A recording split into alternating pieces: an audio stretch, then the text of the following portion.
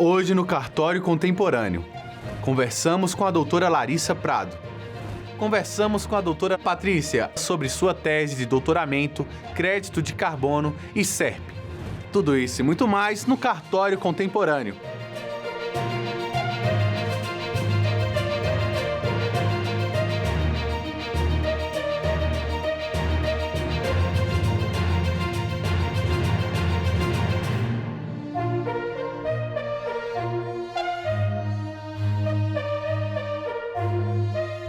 Conversamos com a doutora Larissa Prado, tabeliando o primeiro ofício de notas de Belém, no Pará, graduada em Direito pela UDF e mestre pelo IDP, para tirar algumas dúvidas da função cartorária. Olá, doutora Larissa, tudo bem? Agradeço a oportunidade, é uma honra estar aqui com vocês. Doutora Larissa, cartórios previnem conflitos, asseguram direitos e promovem diversos benefícios à sociedade. Os cartórios são sustentados pelos nossos impostos? Eles recebem algo dos cofres públicos? Não, na verdade, pelo contrário. Os cartórios, eles não são sustentados pelos cofres públicos, pelo Estado, mas pelo contrário, o valor que é pago dos emolumentos, das taxas cartorárias, uma parcela deles é repassado para os estados. Então, muitas pessoas não sabem porque os cartórios exercem um serviço público e imaginam que são os impostos, que são os cofres públicos que pagam as atividades cartorárias por ser um serviço público. Mas conforme a Constituição Federal trouxe a previsão na Constituição de 88, no artigo 236, é um serviço público exercido em caráter privado e é uma delegação. Então, como que funciona? Os cartórios exercem esse serviço público por delegação e os valores, as custas que são pagas ao cartorário pela execução e prestação desse serviço público, ela é recebida no cartório e uma parcela dela é repassada a outras instituições, inclusive ao Tribunal de Justiça. Então, os cartórios não recebem nenhuma ajuda de custo, nenhum valor dos tribunais de justiça, dos impostos que são pagos pela população, mas pelo contrário, do que entra no cartório, uma parcela é repassada para outras instituições, inclusive para o Tribunal de Justiça. E sobre os impostos, os cartórios ajudam a fiscalizar a arrecadação desses impostos. Nós sabemos que, por exemplo, uma escritura pública de compra e venda é necessário o pagamento do imposto de transmissão de bens imóveis, do ITBI. E os cartorários, eles vão fiscalizar se houve o pagamento daquele ITBI para finalizar uma escritura. Então, é uma forma de arrecadar para o município em relação ao ITBI, porque só finaliza um ato se pago aquele ITBI. Muitas vezes também é no registro de imóveis, seja no notas, tabelionato de notas, seja no registro de imóveis, vai ter que acontecer o pagamento daquele imposto. Então, ele também ajuda nos casos de doação de inventário. O cartório só finaliza a escritura de doação e a escritura de inventário se comprovado o pagamento desses impostos estaduais. Então, os cartórios não recebem da arrecadação dos impostos, transferem uma parte do que é recebido dessas custas do cartório e também ajudam na fiscalização dessa cobrança de alguns impostos estaduais e municipais. Nos explique uma curiosidade que muitos ainda têm. Cartórios passam de pai para filho? Não mais. Os cartórios não funcionam mais com a hereditariedade em nenhum estado, em nenhum lugar. A Constituição de 88 trouxe essa previsão constitucional e tirando qualquer dúvida de que os cartórios seriam ocupados, titularizados por pessoas físicas aprovadas em concursos públicos.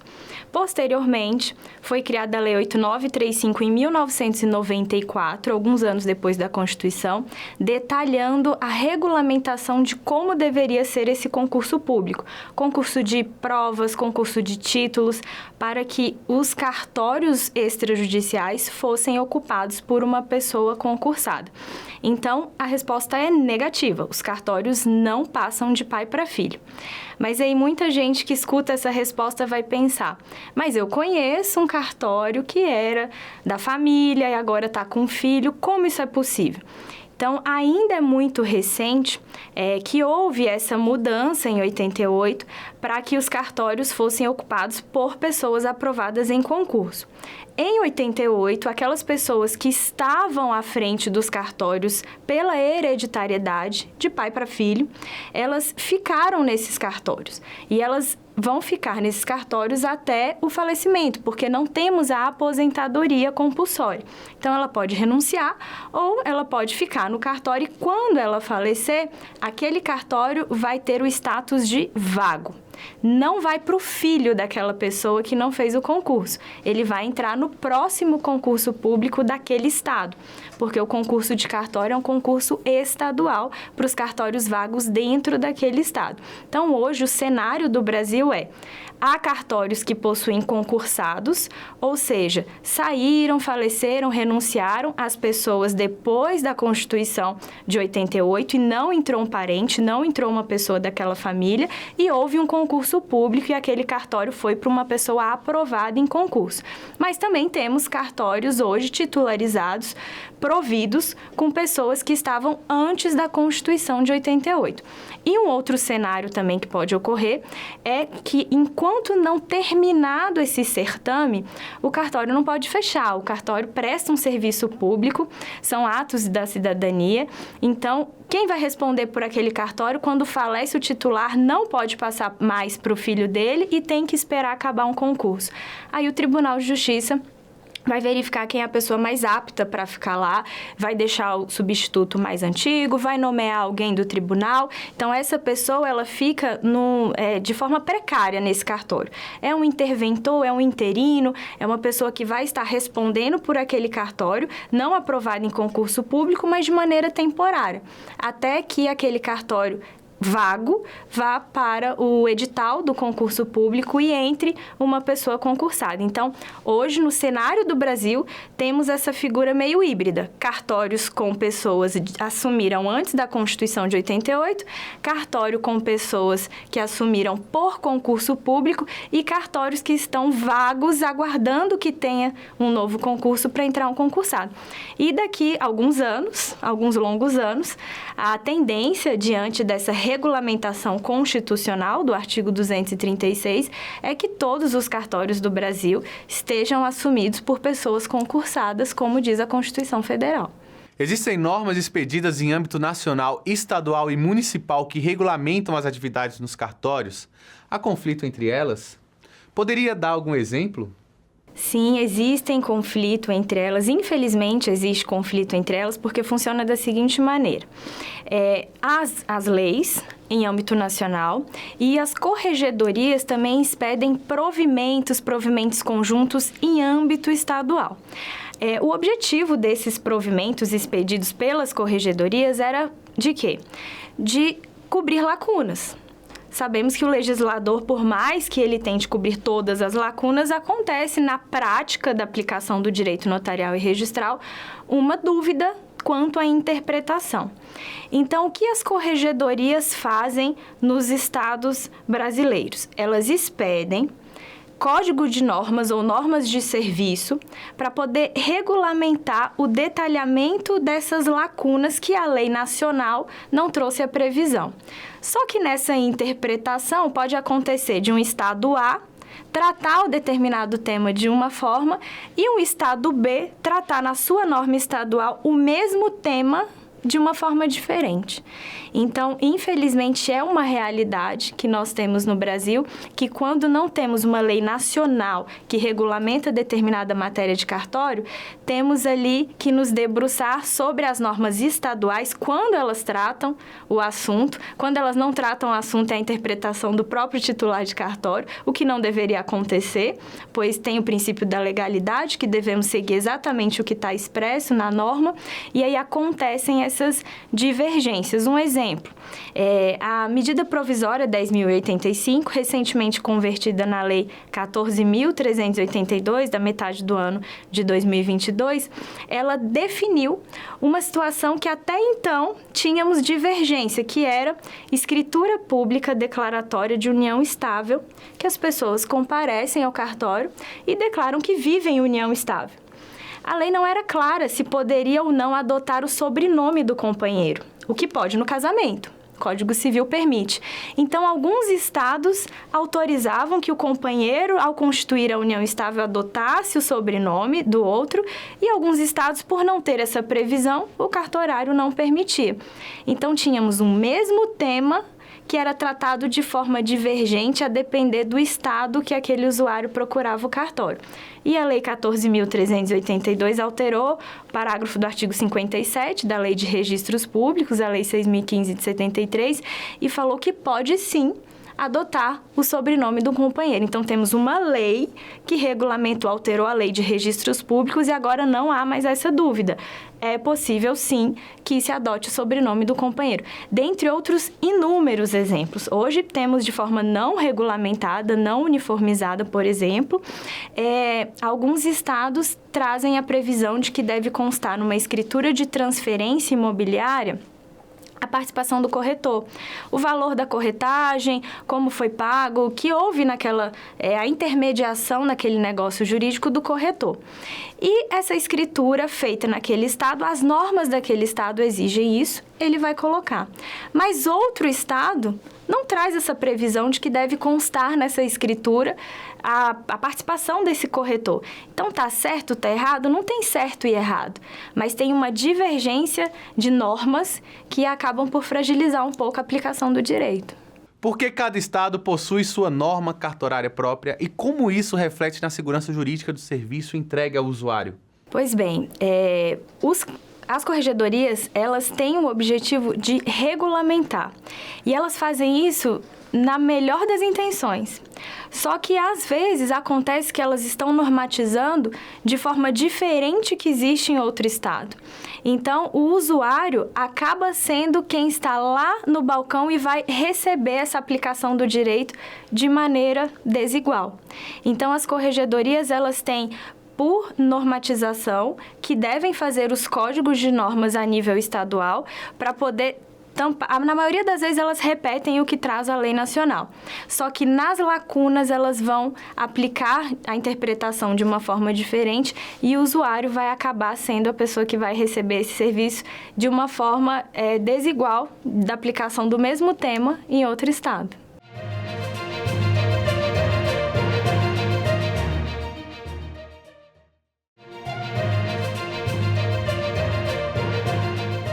Diante do conflito de normas, qual deve prevalecer? Bem, essa é a pergunta de 1 milhão. Porque nós temos resoluções, recomendações, provimentos conjuntos, leis nacionais e o CNJ, criado em 2005, tem uma participação muito importante. O CNJ, ele deve, dentre as suas competências, regulamentar a atividade notarial e registral. Então, quando as corregedorias estão divergindo em algum tema, o CNJ expede um provimento nacional. Então, é muito interessante que o CNJ regulamente para que o cartorário tenha uma norma nacional para ele poder se debruçar e aplicar o direito.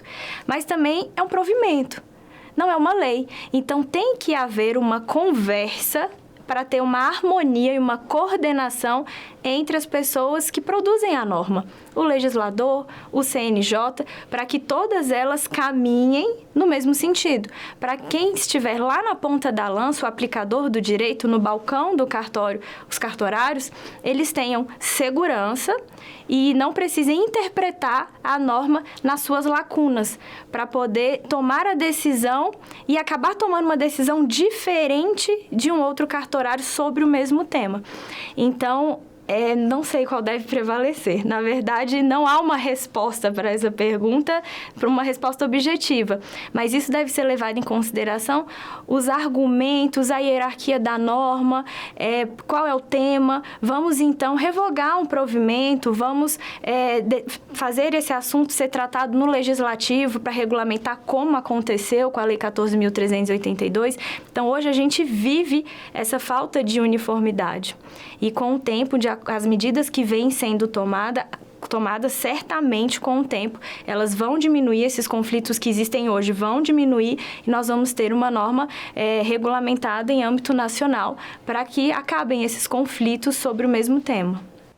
No que consiste a portaria número 15 de 2023 do CNJ e no que ela contribui para a uniformização da matéria notarial e registral? A portaria número 15 do CNJ, de fevereiro de 2023, ela foi uma iniciativa louvável nesse tema que estamos comentando, que foi constituir uma comissão de estudo para realizar uma análise de todos os provimentos notariais e registrais já expedidos pelo Conselho Nacional de Justiça e verificar qual ainda está vigente, qual não foi tacitamente revogado, porque às vezes um provimento lá atrás, há muitos anos, fazia sentido. Hoje o CNJ já expediu um outro provimento sem revogar expressamente aquele anterior, mas um que trata de maneira mais detalhada ou diferente daquele anterior. E qual deve ser aplicado? Então, foi muito interessante o CNJ constituir essa comissão de estudos e falar o seguinte: vamos pegar todos os provimentos que o CNJ já emitiu, vamos compilar todos eles, revogando expressamente aqueles que não são mais aplicados e dando uma consolidação para o usuário, uma consolidação de provimentos do CNJ para o tabelião e para o registrador. Dessa forma, fica muito mais claro e muito mais objetivo o que deve ser seguido. E isso, ao meu ver, foi uma janela, quiçá uma porta de entrada para uma regulamentação estadual. Essa comissão, ela deixou bem claro, esse é o tema do meu doutorado, então eu entrevistei alguns membros dessa comissão e eles deixaram bem claro que essa norma era dos provimentos do CNJ. Essa portaria nada se envolveu na falta de uniformização dos códigos de normas a nível estadual. Mas uma iniciativa dessa, que mexe com os provimentos e consolida os provimentos do CNJ para acabar com essas divergências, é uma porta de entrada para que isso, num futuro breve, esperamos, aconteça também com as normas estaduais, para que os códigos de normas conversem entre si e não deixem a interpretação do tabelião e do registrador, porque isso prejudica muito o usuário. Como, por exemplo, tem norma estadual que diz que na qualificação das partes tem que ter a naturalidade. Mas tem outros códigos de normas de outros estados que não falam da naturalidade. O artigo 215 do Código Civil, 319 do Código de Processo Civil, eles dizem a nacionalidade, mas não a naturalidade. Então, olha como o usuário fica prejudicado se ele, por exemplo, escolher o estado que não precisa colocar naturalidade para fazer a sua escritura, porque ele pode escolher qualquer cartório de notas, mas era uma transmissão de imóveis, era uma escritura de compra e venda. E ele teve que levar para registro somente naquele cartório da competência do imóvel, esse não pode escolher. Mas lá nesse estado, se exige que na escritura tenha naturalidade. Mas o estado que fez não se exige nas normas que tenha naturalidade. O registrador, ao analisar essa escritura, vai qualificar negativamente, vai dar uma nota de devolução, falando que deve completar aquela escritura colocando a naturalidade. Então, esse usuário foi prejudicado com essa surpresa dessa exigência que em um estado pede, no outro não pede. Isso não deveria acontecer. Então, isso deve ser regulamentado para que tenhamos uma norma que converse uma norma entre si para que acabem essas divergências e não prejudique a entrega do serviço. Quais seriam as soluções para este conflito normativo existente nos cartórios extrajudiciais? Pois bem, não temos uma solução, mas temos algumas ideias.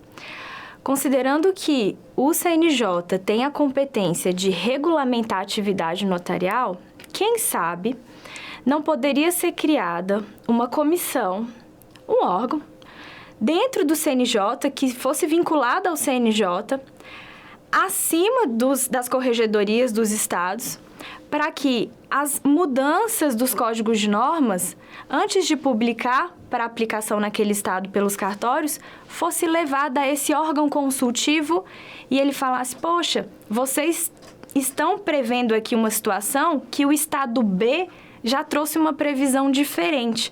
Vamos colocar da mesma forma para diminuir essas divergências? E esse órgão, enfim, essa comissão de estudos, não sei, vinculada ao CNJ. E por que eu digo CNJ? Porque ele é um órgão que fiscaliza a atividade a nível nacional. Então, poderia também fazer um estudo dos das 27 normas de serviço que já existem ao longo do Brasil, para verificar quais são as divergências atuais entre elas e normatizar. Poxa, o Estado A fala isso sobre esse tema de divórcio. O Estado B fala isso sobre esse tema de divórcio. Está diferente um do outro. Então, vamos normatizar para ficar da mesma forma? E qualquer alteração posterior, já existindo a criação desse órgão, eles remetiam, as corregedorias poderiam remeter esse estudo para esse órgão aprovar ou não, para deixar de maneira uniforme, para não caminhar da forma que vem caminhando. Que eles não consultam ninguém e acabam fazendo da melhor forma para o interesse, aos olhos dele, o melhor interesse da população e, infelizmente, acaba tendo uma divergência. Outra alternativa ventilada até na doutrina é a criação de um código de normas nacional. Pois hoje os códigos de normas são criados nos estados. Mas aí também tem prós e contras em relação aos estados serem muito diferentes entre si, ter que se levar em consideração as peculiaridades de cada região, mas tem matéria que sabemos que não faz a menor diferença, como o exemplo que eu citei do sobrenome do companheiro. Não importa o poder aquisitivo daquela população, não importa quantos municípios tem aquele estado ou não, esses indicadores não vão fazer diferença para se colocar ou não sobre o nome de um companheiro numa união estável. Então, essas matérias poderiam ser, sim, uniformizadas, não sei, eu posso estar arriscando muito, mas num código de normas nacional. Dentre outras opções que nós esperamos que aconteça para que essas divergências diminuam. Na sua opinião, o cartório é uma instituição que traz segurança e certeza de eficiência para a população em geral? Sim, os cartórios, eles desafogam o poder judiciário, eles desjudicializam muitos temas que antes eram tratados só no poder judiciário. Hoje é muito interessante que os advogados, ao serem procurados para fazer um divórcio, para fazer um inventário, possam explicar para aquele usuário, olha, não precisamos entrar no poder judiciário para esperar a sentença do juiz. Cumprimos o requisito de todos maiores e capazes, não temos litígio. Então, vamos para o cartório, porque o cartório vai te entregar uma escritura e depois vamos fazer um registro com a mesma força, com a mesma segurança de uma sentença. Então, os cartórios, eles entregam um serviço com eficiência, com segurança jurídica e de uma maneira menos custosa e mais célere para a população, que não tem que esperar o andamento do Poder Judiciário. Sabemos que um processo é muito caro hoje, então custa muito para a máquina judicial poder caminhar com todos os processos que estão nas varas judiciais. Então, sabemos que o cartório hoje é uma possibilidade. A pessoa pode, sim, ter o seu divórcio consensual, sem filhos menores, no cartório ou pode ir na justiça. Ela não é obrigada a ir no cartório porque cumpre os requisitos, mas deveria. Sabemos que isso é uma opção da parte, mas ela deveria, porque não vai ocupar o juiz para decidir uma situação que elas já decidiram, que elas só querem o divórcio, não tem litígio, sabem quanto a partilha de bens, por exemplo, não vai ocupar o judiciário, não vai ser mais um processo custoso no Poder Judiciário e elas vão ter um resultado muito mais rápido do que esperar uma sentença. Para finalizar, qual sua visão sobre o futuro da atuação extrajudicial na prestação dos serviços à população? Bem, o futuro dos cartórios extrajudiciais, eu sou uma pessoa que defende muito, a minha atividade e eu vejo que quando a lei, quando os serviços, eles abrem essa porta para que eles também aconteçam no extrajudicial, nós verificamos que o resultado é muito bom. Nós verificamos, os números mostram que os resultados são muito, muito altos, muito bons e acontecem de uma maneira muito correta e muito segura no extrajudicial. Então, o cartório, ele está aí para ajudar a população e dar a mesma segurança que essa população antes só encontrava no Poder Judiciário. As pessoas têm que enxergar os cartórios como um amigo mesmo, escolher um cartório que lhe receba bem, um cartório que vai lhe explicar de uma maneira clara sanar as suas dúvidas, porque a assessoria do tabelião, a assessoria no cartório é gratuita. Então, é pago o serviço, a entrega do serviço é pago, mas as dúvidas, esse assessoramento, ele é gratuito. Então, as pessoas que desconhecem como funciona o cartório, quais são as competências do cartório, vá ao cartório, ligue para o cartório, entre em contato pelos meios digitais, que hoje os cartórios todos estão muito tecnológicos, tirem as dúvidas e realizem os seus serviços no cartório. O cartório, ele está aí para prevenir litígios e para ajudar a concretização desses direitos. Como avalia a iniciativa da CNR na criação do programa Cartório Contemporâneo? Eu gostaria de parabenizar aos 2 anos do programa, parabenizar todas as iniciativas das matérias, dos convidados. Eu sou uma participante e também assisto aos programas. Eu acredito que faltam programas como esse nas nossas redes sociais, na televisão, para que levem ao conhecimento da população sobre os seus direitos, sobre esses serviços públicos, porque certamente todas as pessoas em algum momento da sua vida já passaram por algum cartório, seja no nascimento, no casamento, na transmissão imobiliária. Então, é muito importante que as pessoas tenham conhecimento das evoluções tecnológicas, das modernidades recentes nos cartórios. Então, parabéns por essa iniciativa do programa, parabéns por todas as entrevistas feitas e que tenha muito mais sucesso nos próximos anos que estão por vir.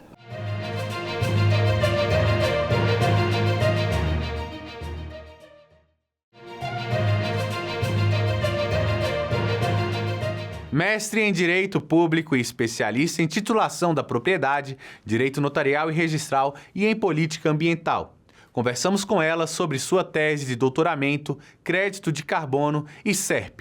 Olá, doutora Patrícia, tudo bem? Seja bem-vindo ao Cartório Contemporâneo. Obrigada, Duda. É um prazer, uma satisfação imensa estar aqui com você hoje para falar desses temas tão importantes que você relacionou para conversar comigo.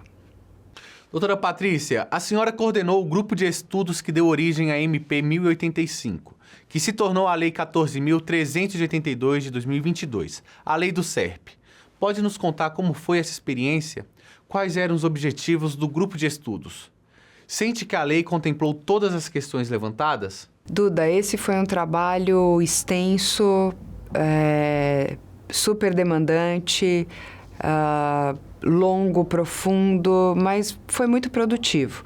Quando o presidente Jair Bolsonaro iniciou seu governo, foram lançadas várias mensagens na imprensa provenientes não só do governo federal, mas também do Banco Central e de outros organismos do governo federal, no sentido de que havia interesse em promover uma desburocratização muito grande, melhorar a posição do Brasil no então relatório do In-Business, que naquele momento era péssima,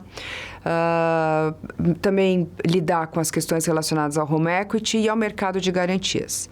Tudo isso estava diretamente relacionado à atividade do registro de imóveis. E por conta disso, nós nos aproximamos do governo para mostrar para o governo aquilo que os registros de imóveis já ofereciam para a população, inclusive em termos de serviços digitais, que pelo que nós percebíamos, não havia esse conhecimento por parte do governo, e também para mostrar para o governo quais eram aquelas modificações legislativas que deveriam ser feitas, não só para desburocratizar os serviços registrais, mas também para proporcionar mais segurança jurídica e contribuir para a melhoria da posição do Brasil no relatório do In-Business. Então, foram várias etapas que foram seguidas, mas assim, o que interessa para a nossa conversa aqui de modo mais breve é que esses trabalhos resultaram em um texto longo que foi apresentado para o governo federal, foi apreciado pelo Banco Central e que teve uma boa receptividade, ao ponto de o Banco Central, os representantes do Banco Central e o governo federal nos atribuírem a tarefa de apresentar esse texto para o mercado. O mercado é representado principalmente com as instituições representativas da construção civil e também do crédito imobiliário, que são, assim, institucionalmente os nossos maiores clientes, por assim dizer. Porque se o texto era de registradores, era necessário verificar se ele também era adequado para o mercado. E essas discussões foram feitas, o texto foi apresentado, as ideias foram apresentadas para grandes bancas de advocacia do Brasil e as ideias foram muito bem recepcionadas e resultaram em um texto que foi depois encaminhado ao CNJ, sofreu algumas alterações e depois disso ele se transformou na medida provisória 1085, a atual lei 14.382. Nem todas as propostas que nós fizemos foram acolhidas, mas isso é normal, faz parte do processo democrático. Nós temos uma percepção peculiar do que precisa ser feito e não necessariamente essa impressão vai encontrar sempre acolhida no governo federal e no poder legislativo. Mas o fato é que ainda há espaço para melhorias no nosso sistema, de modo que nós possamos desempenhar nossas funções de modo muito mais eficiente e sempre com mais segurança jurídica. O que é o SERP? O SERP, Duda, é o que a lei designa como Sistema Eletrônico de Registros Públicos e que, no meu entender, é uma ideia óbvia e, por isso, genial, que partiu do Ministério da Economia. A ideia do Ministério da Economia, que foi encampada pela Presidência da República, foi proporcionar um ambiente no qual todos os registros públicos, ali considerados os registros econômicos e o registro social, sejam tratados de uma mesma forma dentro de uma mesma plataforma eletrônica, com acesso, digamos assim, unificado ou mais facilitado pelo usuário e também sejam compreendidos como um sistema que interopera, que interage e que compartilha as suas experiências e as suas expertises em matéria digital. Às vezes você pode estar me perguntar com dúvida, né, do que são os registros públicos econômicos, o que é o registro social. Então, nas especialidades extrajudiciais, nós temos um registro social, basicamente social, que é o registro civil de pessoas naturais, responsável pela atribuição da cidadania e de registrar os atos todos da vida da pessoa natural, da pessoa física. E nós temos, por outro lado, os registros econômicos, que são os que eu assim designo e que compreendem o registro de imóveis, o registro de títulos e documentos e o registro civil de pessoas jurídicas. Por que registros econômicos? Porque a finalidade desses registros é proporcionar segurança jurídica ao mercado, às operações de conteúdo econômico. Essa é a razão pela qual eu faço essa distinção. E da perspectiva do governo, e nossa mesmo, né? A gente faz essa autocrítica. O usuário, a gente percebe que o usuário do sistema registral não consegue, tem dificuldade mesmo de discriminar cada uma das especialidades. Para o usuário é tudo cartório, não é por acaso que o nosso programa aqui se chama Cartório Contemporâneo. E para facilitar a utilização pelo usuário de todos os serviços que são proporcionados pelos registros públicos, econômicos e social, é que o governo federal criou esta figura do Sistema Eletrônico de Registros Públicos, no qual estão inseridas todas essas especialidades registrais. Qual a maior mudança que o SERP trouxe ao registro de imóveis?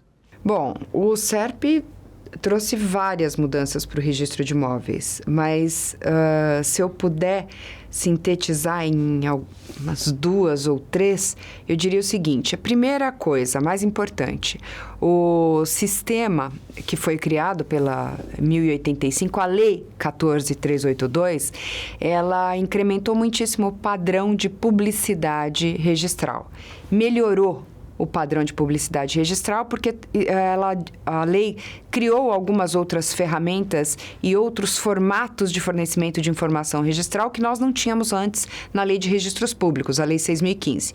E isto é um divisor de águas no sistema registral imobiliário e também no sistema de registro de títulos e documentos, porque não só em termos de publicidade, mas também especialmente no que diz respeito à onerosidade do serviço. Antes da Lei 14.382, se você tinha, por exemplo, num contrato 4 partes, cada uma morando em uma cidade diferente, você tinha que pegar o mesmo contrato e registrá-lo no domicílio de cada uma dessas partes. Hoje, pela lei, você registra esse contrato no lugar que é óbvio, que é o domicílio do devedor e do garantidor e ponto. Então, isso já é um avanço muito grande. Mas a Lei 14.382 encampou uma prática que nós já tínhamos no estado de São Paulo, que era a utilização dos documentos eletrônicos com dados estruturados. Na verdade, só no estado de São Paulo não, porque nós já tínhamos o Penhor Online, que é a forma de comunicação eletrônica dos registros com o Poder Judiciário e também com a Central Nacional de Indisponibilidade, que é essa plataforma por meio do qual o Poder Judiciário e todos os organismos administrativos responsáveis pela decretação de indisponibilidade patrimonial encaminham para os registros de imóveis as informações relacionadas a essas indisponibilidades. Tudo isso já é feito com documentos eletrônicos com dados estruturados há muito tempo. E o que a Lei 14.382 fez? Ela ampliou a possibilidade de utilização desses documentos, que eu chamo de DED, documentos eletrônicos com dados estruturados, para as operações padronizadas. Isso é importante a gente deixar claro, que são as operações padronizadas. Não são aqueles contratos, aquelas operações que são feitas, digamos assim, artesanalmente, nas grandes operações, mas aquelas que são feitas aos milhares diariamente, como as operações de crédito imobiliário, habitacional, que são feitas pela Caixa Econômica, pelo Banco do Brasil e por todos os bancos privados. Então, para essas operações, assim como, por exemplo, para operações de barter no agro, para as operações que envolvam as CPRs, nestas operações em que o mercado trabalha com minutas, a lei está prevendo a possibilidade da utilização de remessa das informações para o sistema registral, tanto para o registro de imóveis quanto para o registro de títulos e documentos, a partir de documentos eletrônicos com dados estruturados. Mas por que a lei está fazendo isso, né?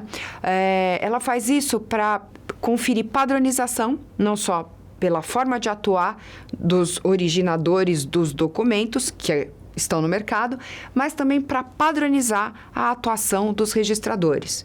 Isso macula ou fragiliza de alguma forma a qualificação registral, a análise jurídica que é feita pelos registradores quando eles recebem esses documentos? De modo algum, porque as regras da segurança jurídica, que todo mundo conhece como princípios registrais, elas são aplicadas especialmente nas variáveis dos contratos imobiliários, por exemplo. A continuidade se relaciona às pessoas, às partes que estão no contrato, a especialidade ao objeto e também às pessoas, a prioridade depende do protocolo e assim por diante. Então, a qualificação não é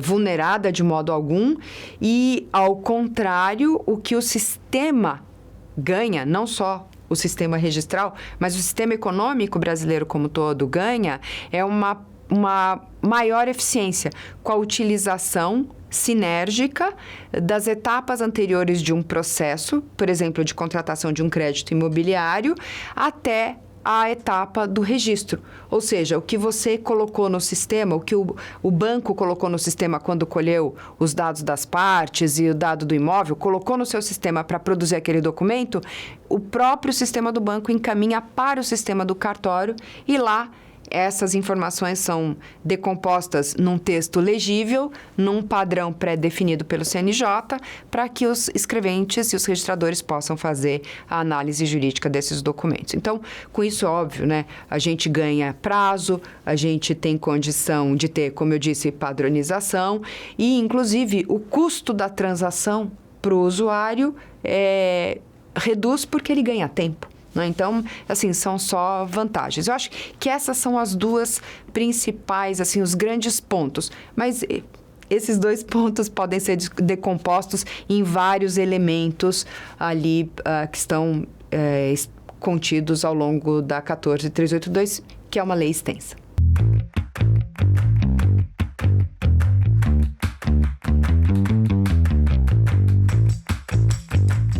Conversamos no 13º Fórum de Integração Jurídica, temas atuais do direito notarial e registral, com o Dr. Otton sobre salário e educação nos tribunais. Bom, agradeço o convite. Nós estamos assessorando a CNR, estamos assessorando as entidades filiadas à CNR E hoje o Salário Educação já está com muitas decisões, algumas desfavoráveis, outras favoráveis, mas para nossa alegria, estamos muito otimistas com relação ao encaminhamento desse assunto. O STJ tem se posicionado favorável à não contribuição desse imposto, desse tributo, por parte dos notários registradores. Rapidamente, para a gente falar sobre a questão do Salário Educação, o Salário Educação é uma contribuição feita pelos notários registradores e a Justiça, já com relação aos produtores rurais, entendeu que quem emprega na pessoa física, por empregar na pessoa física e não ser considerado empresa, não é sujeito passivo dessa contribuição. Nós estamos pleiteando essa desobrigação também em nome da categoria. E o STJ tem nos dado um posicionamento muito favorável. A gente está bem otimista com relação a esse tema. É possível que, em breve, o próprio STJ suspenda todas as ações que estão em curso referentes a esse tema, até o julgamento de um IAC, que é um incidente de assunção de competência, suscitado inclusive pela própria União Federal e que está hoje no STJ sob a relatoria da ministra Sucete, que vai provavelmente afetar, e essa afetação vai suspender todas as ações em curso. E aí, até o julgamento do IAC, a gente não vai ter ainda um posicionamento definitivo. E acreditamos que, até por conta dessa assessoria que está sendo feita pela CNR e pelas entidades, as decisões que nós já obtivemos favoráveis vai ser muito relevante para a definição desse tema por parte do STJ. Esse fórum está nos dando uma oportunidade de perceber a importância da atividade notarial e de registro e essa interação cada vez mais forte entre todos os operadores do direito. Os juízes, desembargadores, ministros, advogados, a própria OAB entende a importância dessa atividade para a sociedade. A tendência é que a gente consiga fazer com que a gente desafogue o Poder Judiciário com atos que podem ser praticados pelos próprios cartórios em todo o Brasil. É uma ferramenta muito importante para que a gente possa evoluir como sociedade, que a gente possa ter uma justiça mais célere e menos custosa.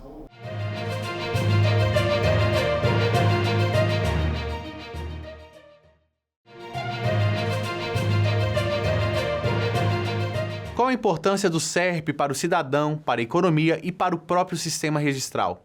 Pode promover mais negócios e investimentos aos estados? No meu modo de ver, o SERP tem uma importância muito grande na medida em que ele vai proporcionar, por meio da gestão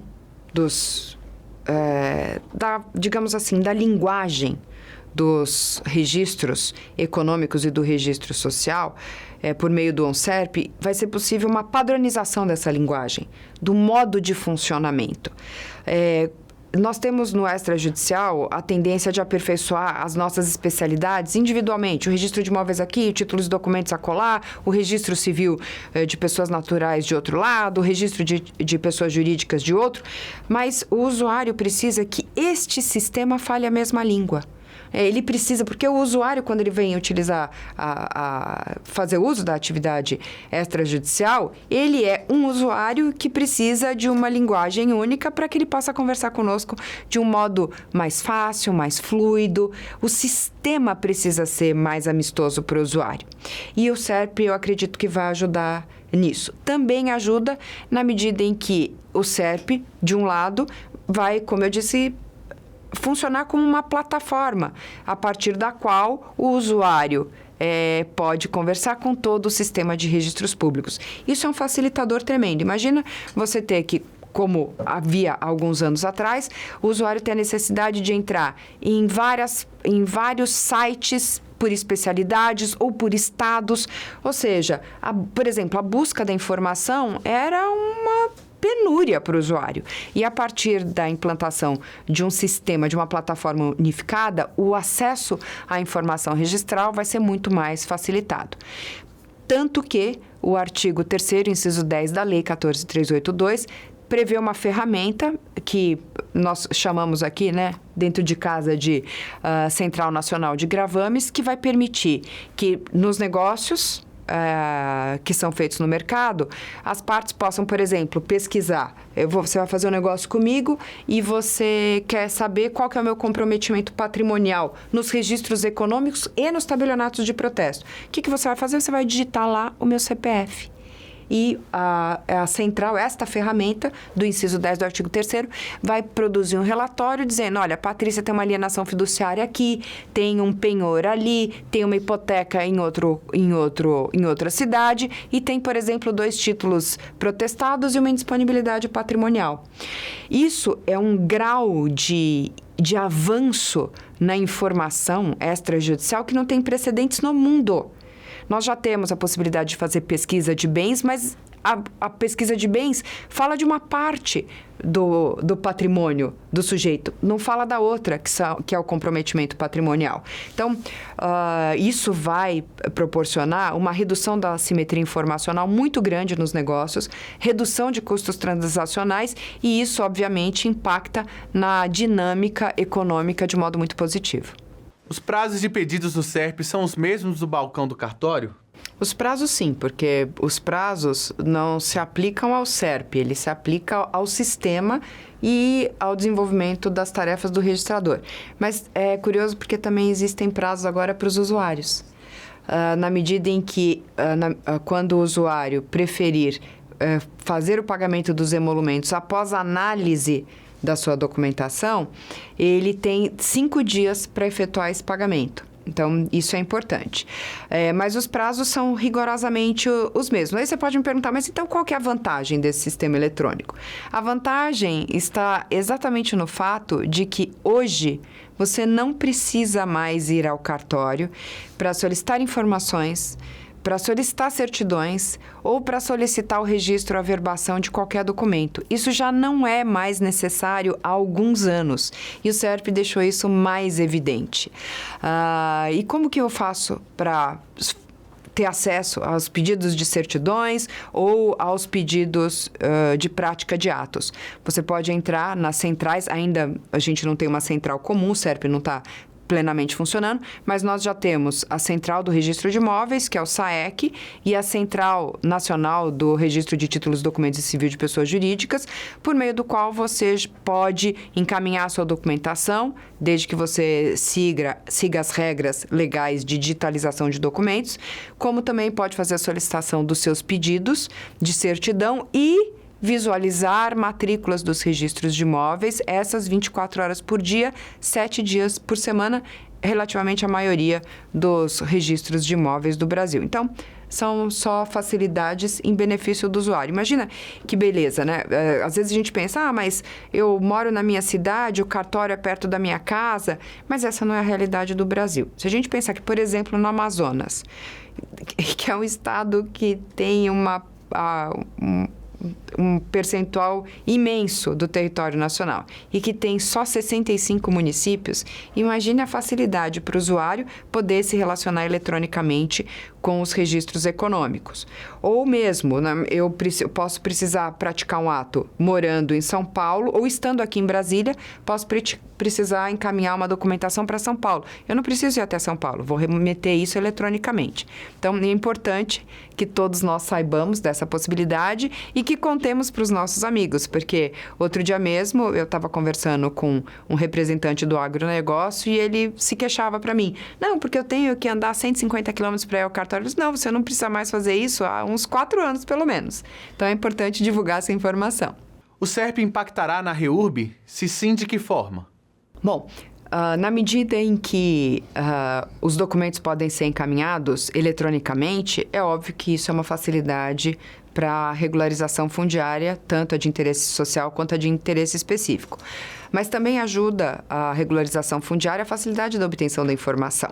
Muitas vezes, o poder público precisa mandar um funcionário precisava, né? Mandar um funcionário até uma unidade registral para fazer uma solicitação de certidão, para buscar uma informação, e isso tudo pode ser feito hoje eletronicamente. E na medida em que o poder público municipal se especialize na regularização fundiária e passe a adotar um padrão de interação com os registros de imóveis, ele inclusive vai poder encaminhar documentos eletrônicos com dados estruturados.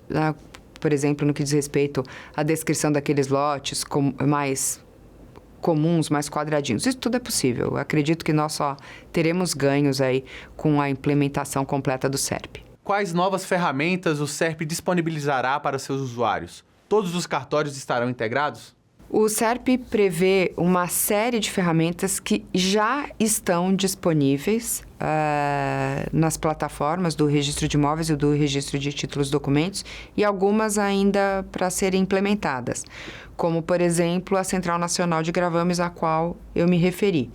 Mas o uso dos documentos eletrônicos, vou chamar de DED, que fica mais fácil, não tem que ficar falando essa coisa enorme. O uso dos DEDs vai possibilitar uma série de facilidades, né? Então, imagine a possibilidade que nós teremos de produzir informações, inclusive informações estatísticas para o mercado, na medida em que nós recebamos já os dados em documentos eletrônicos estruturados. Assim, as possibilidades de produção estatística são incontáveis. E isso tudo vai auxiliar muito nas dinâmicas de mercado, no conhecimento por parte dos agentes do mercado a respeito do que consta na base registral, que é um reflexo do que nós temos na sociedade e na economia. Então, nós teremos aí um período muito profícuo em breve. E esse foi o Cartório Contemporâneo de hoje. Perdeu alguma parte desse programa? Temos uma reprise toda segunda-feira, 19 horas, na TV Justiça ou no canal do YouTube da CNR. Nos vemos semana que vem, às 19 horas, na TV Justiça, no próximo Cartório Contemporâneo. Até lá!